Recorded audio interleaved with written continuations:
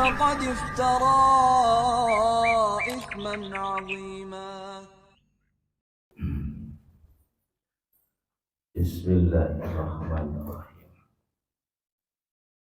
Assalamualaikum warahmatullahi wabarakatuh. Alhamdulillah rabbil alamin. Wa bihi nasta'inu ala umurid dunya waddin.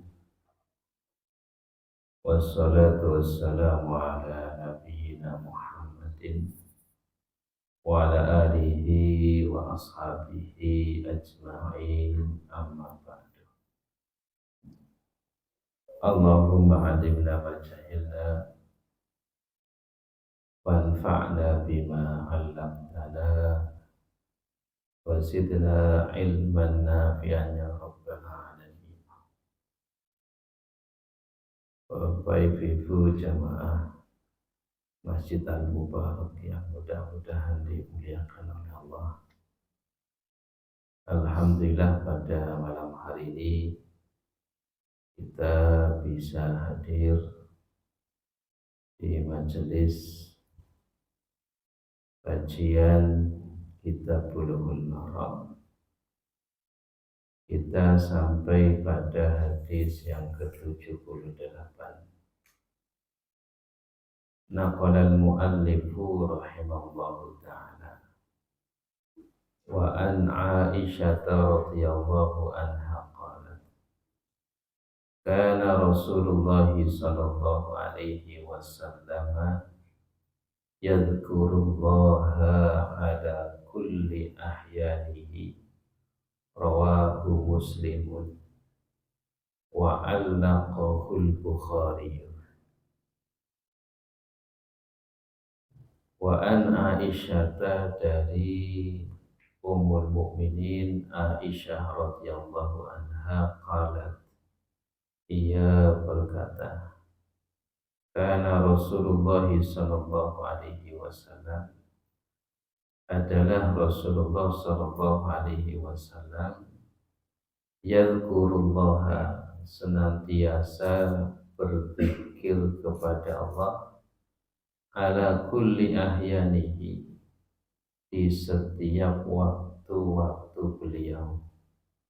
Rawahu Muslim, diriwayatkan oleh Muslim, wa 'allaqahul Bukhari, dan juga riwayat Bukhari secara mu'allaq.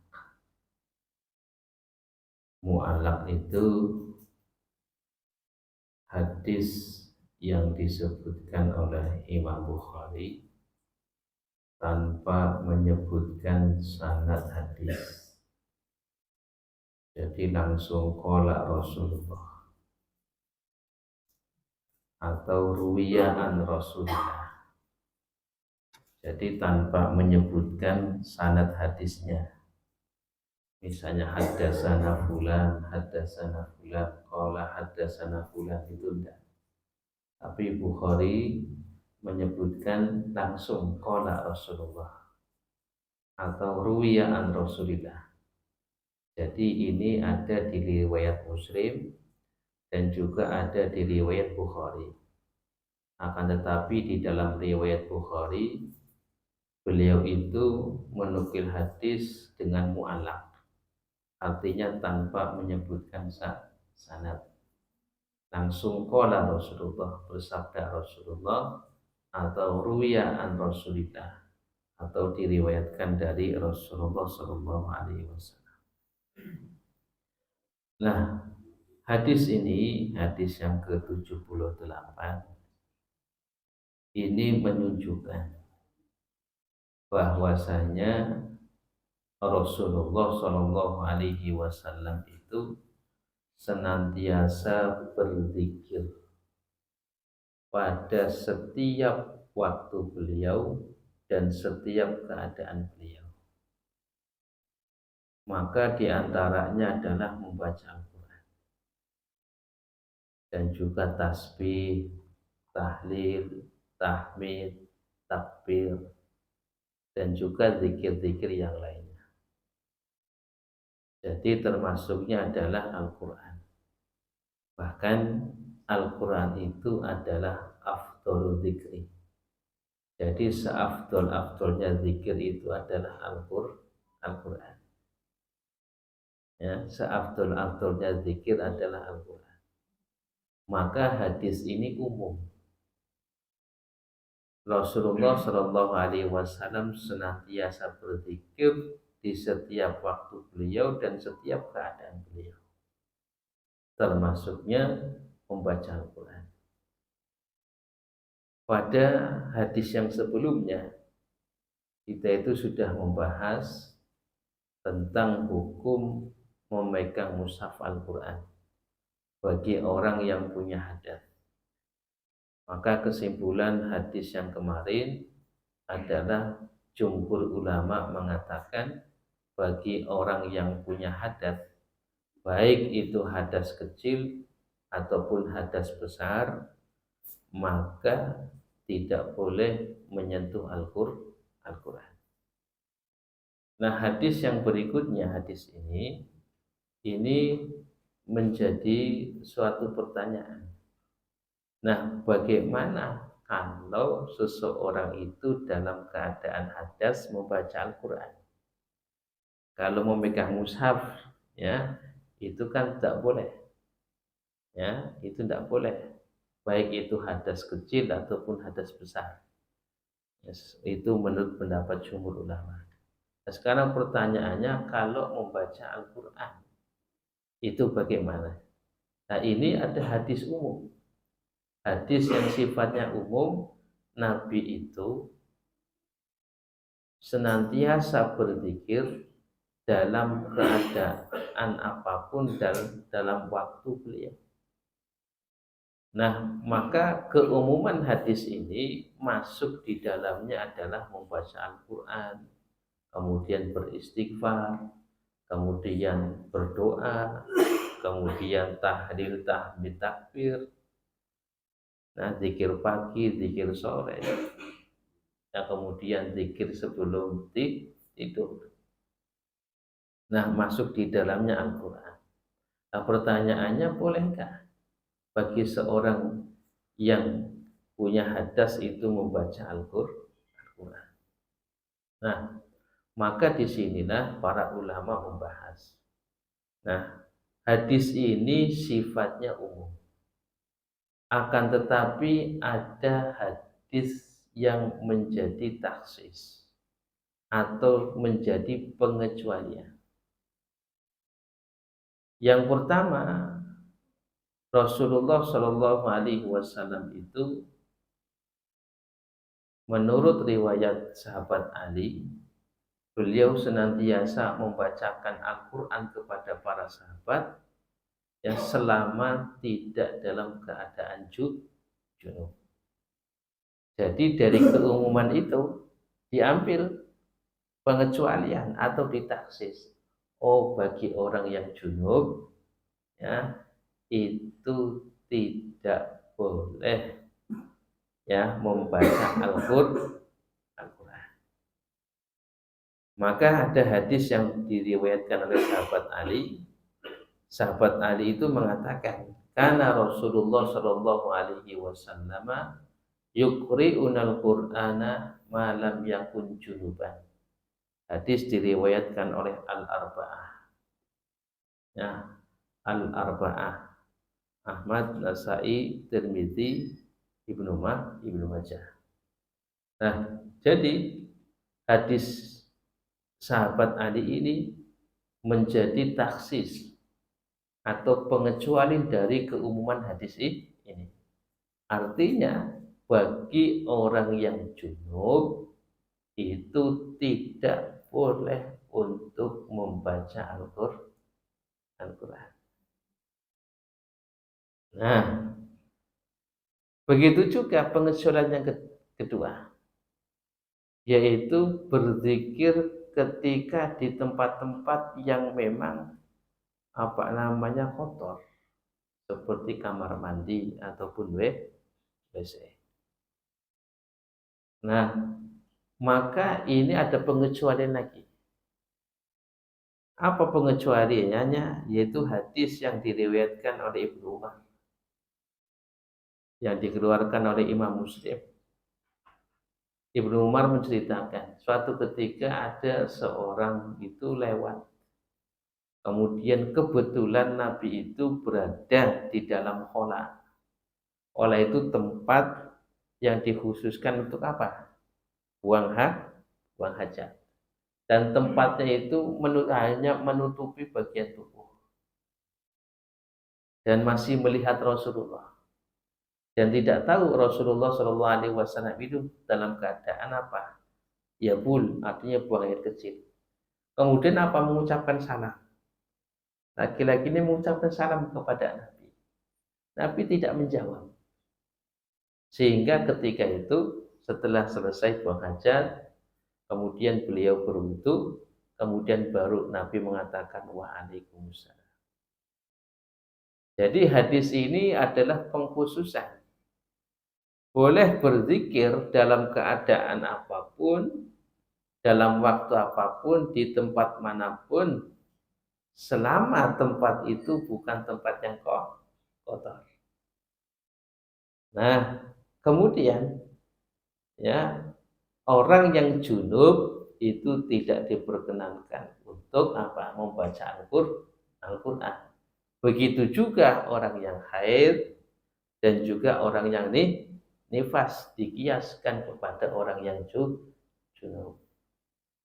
Nah, ini adalah zikir yang secara lisan, bukan zikir hati. Kalau zikir hati mah dimanapun berada tetap ingat kepada siapa? Oh, Allah. Ya, dalam keadaan di WC ataupun di mana, kalau zikir di dalam hati tidak masalah. Kenapa? Nabi itu kan senantiasa daimul tafakkur. Nabi itu selalu berzikir kepada Allah di dalam hatinya. Ya, dalam keadaan yaktoh, dalam keadaan bangun atau dalam keadaan beliau tertidur. Itu selalu ingat kepada Allah. Maka yang dimaksudkan hadis ini adalah apa? Zikir secara lisan. Makanya ingat, jangan diambil secara keumumannya. Nanti boleh membaca Al-Quran di WC. Oh, ini khawatir deh. Ya, ada yang mengatakan demikian, tidak apa-apa. Nabi itu apa? Berzikir di dalam keadaan apapun, di waktu apapun. Hadisnya umum. Anda. Jadi yang dimaksud kalau memang itu ya zikir secara apa? Hati. Dalam keadaan di kamar mandi, zikir secara hati tidak masalah. Tapi kalau zikir secara lisan itu dikecualikan. Ya, jadi itu demikian. Hadis ini umum, ya, dikecualikan orang yang junub, orang yang haid, orang yang nifas itu tidak diperbolehkan untuk membaca Al-Quran, dan juga kita itu tidak diperkenankan berzikir secara lisan di tempat-tempat yang kotor. Nah, kemudian berikutnya adalah bagi wanita yang haid, bagi wanita yang nifas, ya, kemudian haid itu kan dalam jangka waktu yang lama, nifas itu juga dalam jangka waktu yang lama. Nah, kemudian wanita yang haid tersebut, wanita yang nifas tersebut, nah dia itu punya hafalan yang memang apa? Harus diulang atau harus murojaah supaya tidak lupa. Maka sebagian ulama itu membolehkan, karena di situ termasuk mimba darurat, termasuk bagian daripada darurat. Dan ini yang disampaikan di dalam mazhab Imam Malik dan juga dibenarkan oleh Syekh Ibnu Taimiyah rahimahullahu ta'ala. Bagi siapa? Bagi orang wanita yang punya hafalan. Tapi bagi yang tidak punya hafalan misalnya, ya dengan zikir-zikir yang lainnya. Makanya Imam Nawawi rahimahullah taala itu mengatakan, ya, adapun zikir-zikir yang lainnya selain daripada Al-Qur'an atau selain daripada zikir yang bukan di tempat-tempat yang kotor itu tidak mengapa. Makanya Imam Nawawi rahimahullah taala itu di dalam kitab Al-Azhar mengatakan, ajma'al ulama'u ala jawasi dzikri bil qalbi wal lisani lil muhdisi wal junubi wal haidi wan nufasai. Ulama itu berijma bolehnya berzikir dengan hati dan juga dengan lisan. Lil muhdis bagi orang yang punya hadas kecil. Ya, wal junubi dan orang yang junub punya hadas besar. Wal haidi dan wanita yang haid, wan nufasai dan wanita yang nifas. Wadzalika yang demikian itu fit tasbih ketika mengucapkan subhanallah. Wa tahlil ketika mengatakan la ilaha illallah. Wa tahmid dan mengatakan alhamdulillah. Wa takbir dan mengucapkan Allahu Akbar. Wassalati ala Rasulillah sallallahu alaihi wasallam dan bersolat kepada Rasulullah sallallahu alaihi wasallam, wa du'ai dan berdoa, wa ghairi dzalika dan yang selainnya seperti istighfar selama yang dibaca itu bukan Quran.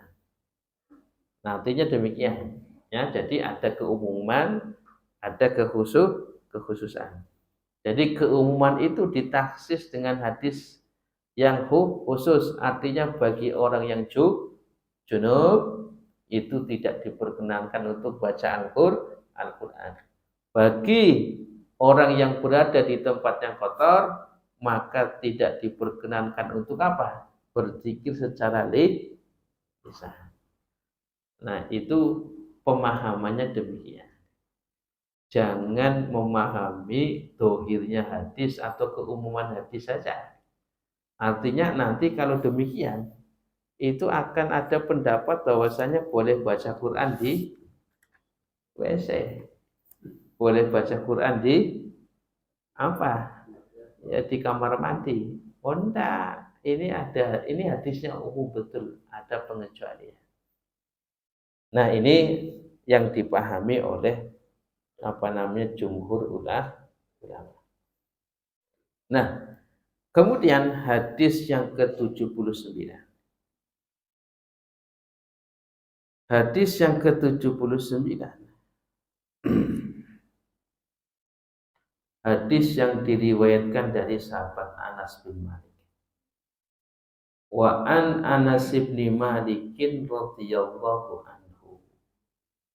Anna Nabiyya sallallahu alaihi wasallam ihtajama wa shalla wa lam yatawaddo akhrajahu Daruqutni wa layyanahu. Wa an Anas bin Malik dan dari sahabat Anas bin Malik radhiyallahu anhu. Anna Nabiyya sallallahu alaihi wasallam bahwasanya Nabi Muhammad sallallahu alaihi wasallam ihtajama. Beliau itu berhijamah. Wa shalla dan beliau salat, walam yatawaddo dan beliau itu tidak wudu lagi. Berarti beliau berhijamah, berbekam dalam keadaan wudu, kemudian beliau sholat, kemudian tidak berwudu lagi. Akhrajahu Daruqutni, dikeluarkan oleh Daruqutni, walayyanahu dan Daruqutni mendoifkan hadis ini. Ya, jadi hadis ini hanya penguat bagi yang berpendapat bahwasanya keluarnya darahnya itu tidaklah membatalkan wudu. Karena berbagai macam riwayat mengatakan banyak dari para sahabat yang keluar darahnya tetap dalam keadaan apa? sholat.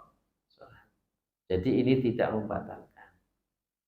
Nah, jadi ini hadis yang menguatkan, ya, hadis-hadis yang menyatakan bahwasanya keluarnya darah itu tidaklah membatalkan membatalkan wudu. Nah, maka di dalam masalah ini para ulama itu punya beberapa pendapat. Ada perbedaan pendapat di dalam masalah ini, yaitu ketika seseorang itu keluar, ya, keluar sesuatu yang najis tapi bukan dari dua jalan. Ya, jadi gambarannya ketika ada najis, kalau darah itu kan najis, ya, darah keluar atau nanah yang keluar, tapi bukan dari dua jalan, bukan dari kubul dan dubur. Nah, maka inilah ada beberapa silang pendapat dari para ulama.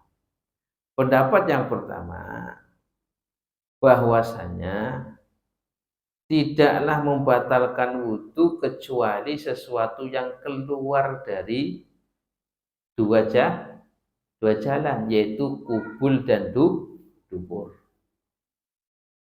Atau keluarnya air kencing atau keluarnya kotoran bukan lewat dua jalan, tapi lewat jalan yang lainnya.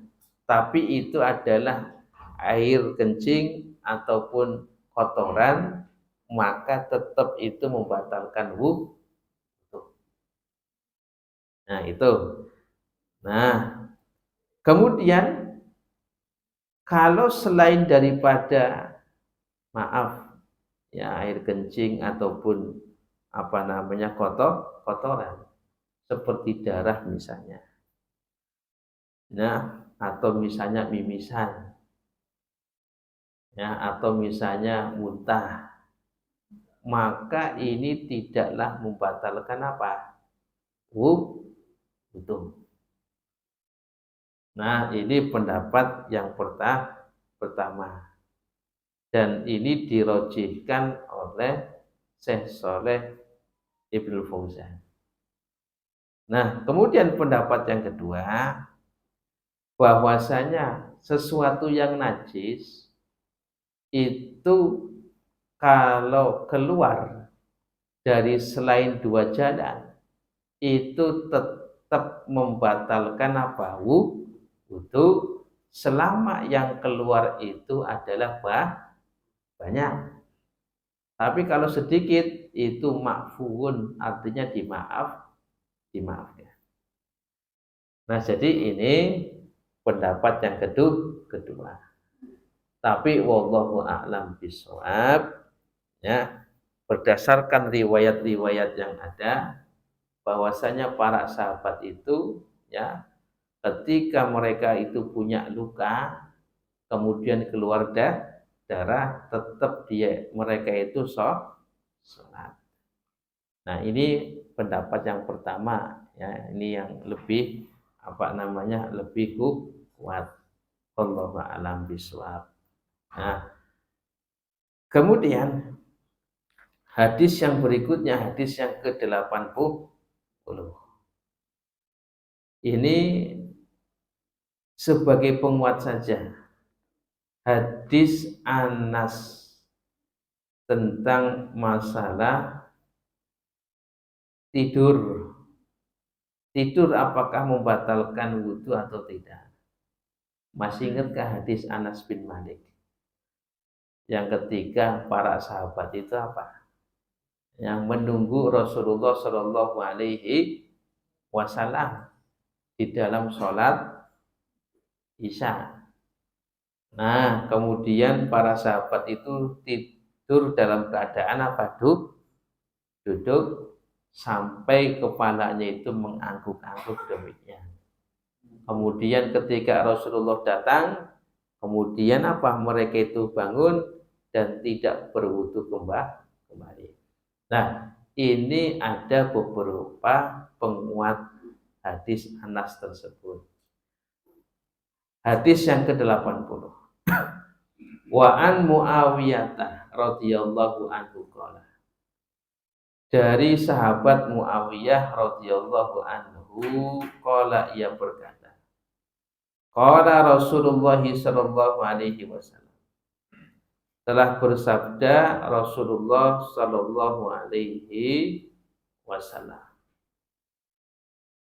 Apa sabda Nabi? Al-ainani wika usah. Kedua mata itu adalah tali penutup lubang dubur. Fa idza namatil ainani, apabila kedua mata itu tertidur, ustud liqalbika, maka lepaslah penutup itu. Rawahu Ahmad wa Tabrani, hadis diriwayatkan oleh Imam Ahmad dan Tabrani. Wasada, dan Imam Tabrani itu menambahkan, wa man nama falyatawadda, barang siapa yang tertidur maka hendaklah dia itu berwudu. Wa hadhihi ziyadatu fi hadzal hadis inda Abi Dawud min hadis Ali duna qaulihi ustud liqalbika. Nah, artinya ada tambahan di dalam hadis ini di riwayat Abu Dawud dari hadis Ali tanpa ucapan ustud liqalbika, terbuka penutupnya. Wa fi kilal isnadaini dhafun, dua hadis ini man nama falyatawaddo atau hadis Muawiyah itu ada kelemahan. Ini tidak apa-apa, namanya hadis penguat itu kan istilahnya apa? Ya, artinya ada hadis yang kuat, kemudian yang lemah ini sebagai apa? Penguat. Nah, maka di dalam hadis yang ke-80 artinya tidur itu adalah membatalkan apa? Membatalkan wudu. Kenapa? Karena orang tidur itu kan tidak sadar. Ya, maka tidur yang terlelap itulah yang membatalkan apa? Wudu. Tapi kalau tidurnya tidak terlelap, apa namanya, tidur ayam itu kan, ya, maka itu tidak membatalkan wudu. Nah, ini kan sebagai penguat. Makanya wali Abu Dawud Aidon, hadis yang ke-81 itu sebagai penguat. An Ibni Abbasin, dari Ibnu Abbas, marfu'an, hadis secara marfu'. Innamal wudu'u ala man nama muttaji'an, bahwasanya wudu itu bagi orang yang tidur muttaji'an, terlentang. Artinya tidurnya itu apa? Terlelap. Tidurnya apa? Terlentang. Wa fi isnadihi dhafun aidan, dan hadis ini juga ada kelemahan. Ini juga sebagai penguat hadis Anas bin Malik, bahwasanya tidurnya para sahabat itu ya dalam keadaan duduk, bukan dalam keadaan terlentang. Ini menunjukkan bahwasanya ketika orang tidur dalam keadaan apa namanya terlentang, maka ini membatalkan wudu. Tapi kalau tidurnya itu dalam keadaan duduk, maka ini tidaklah membatalkan wudu. Orang kalau duduk itu, maaf, itu bisa keluar angin apa enggak itu? Ya, kan susah itu. Ya. Orang dalam keadaan duduk jenek itu ya, seperti ini silah itu. Ya, itu kira-kira bisa keluar angin apa enggak? Nah, kecuali kalau maaf ya, miring atau itu, coba kalau duduknya demikian itu ya, pasti miring dulu baru keluar kan demikian. Maka di sini manama ya, innamal wudu ala man nama muttaji'an. wudu itu batal ataupun wudu itu ya diulangi lagi bagi siapa yang tidur terlentang. Nah, hadis yang tadi, hadis yang ke-80 itu menunjukkan bahwasanya mata ini kalau sudah terlelap, ya, maka itu kan tidak kerasa, ya enggak. Maka ibaratnya orang itu ya kalau sudah terlelap tidur itu tidak akan kerasa apa yang keluar dari tubuhnya. Nah, ini hadis-hadis hanya sebagai penguat saja dari hadis Anas bin Malik. Nah, berikutnya ini juga sebagai penguat daripada hadis Abu Hurairah.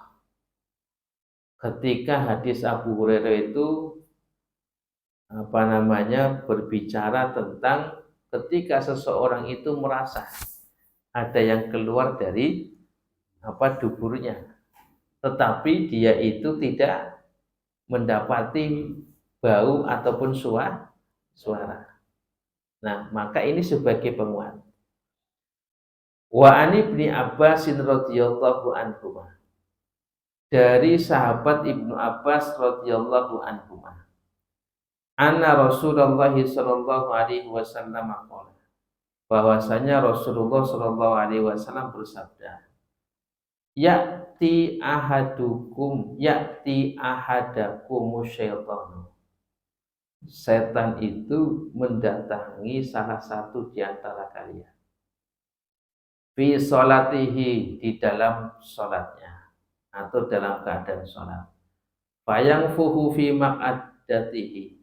Kemudian setan tersebut ya itu meniupkan ke dalam duburnya. Ya, ditiupkan. Fayukhayyalu ilaihi annahu ahdasa. Maka orang yang tadi ditiup duburnya itu merasa bahwasanya dia itu keluar angin. Ya, bahwasanya dia itu hadas. Walam yuhdis, padahal tidak keluar hadas. Padahal tidak keluar angin. Fa idza wajada dzalika, maka apabila salah satu di antara kalian mendapati demikian, falayan sorif, maka jangan meninggalkan sholat, teruskan sholatnya. Hatta yasma'a sautan, sampai mendengar suara, au yajidarihan, atau mencium bau. Akhrajahul Bazzar, diriwayatkan oleh Imam Bazzar. Nah, ini hadis penguat daripada hadis Abu Hurairah.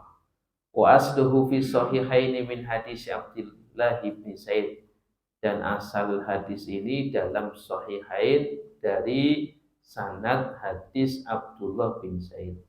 Wali Muslim, dan juga diriwayatkan oleh Imam Muslim an Abi Hurairah, dari Abu Hurairah, nahwuhu, yang semisalnya. Nah, ini sebagai penguat saja ya. Kemudian hadis yang ke-85 juga sebagai penguat. Walil Hakimi, diriwayatkan oleh Al-Hakim an Abi Sa'id, dari sahabat Abu Sa'id, marfu'an, secara marfu', idza jaa ahadakum syaitan, apabila datang setan kepada salah satu di antara kalian, faqala, kemudian setan mengatakan, innaka ahdasta. Jadi setan itu mengembuskan ke dalam hati orang yang sholat, kamu itu batal wudunya.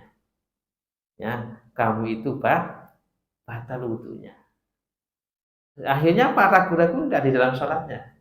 Ini kayaknya batal saya. Maka ketika tidak menjumpai tidak mendapati suara, tidak mencium bau, sudah patokannya itu saja. Berarti wudunya itu tidak batal. Maka di sini Nabi Muhammad SAW memberikan nasihat. Falyakul, maka hendaklah orang itu mengatakan, kadzabta, engkau bohong ya setan.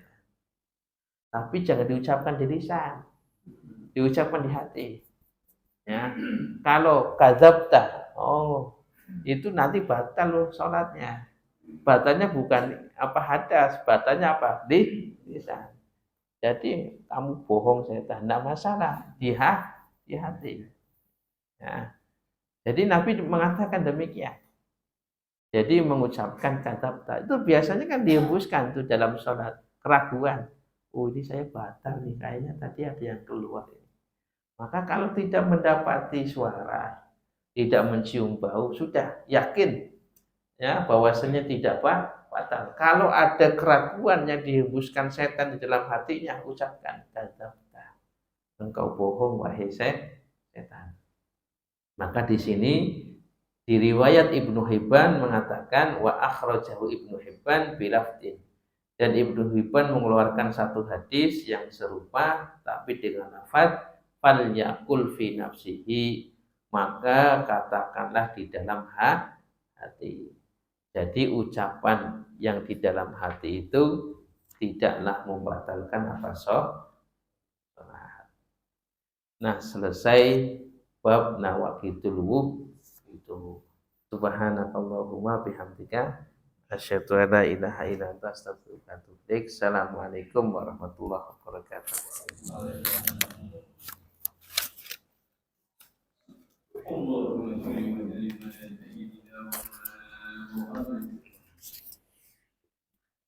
Allah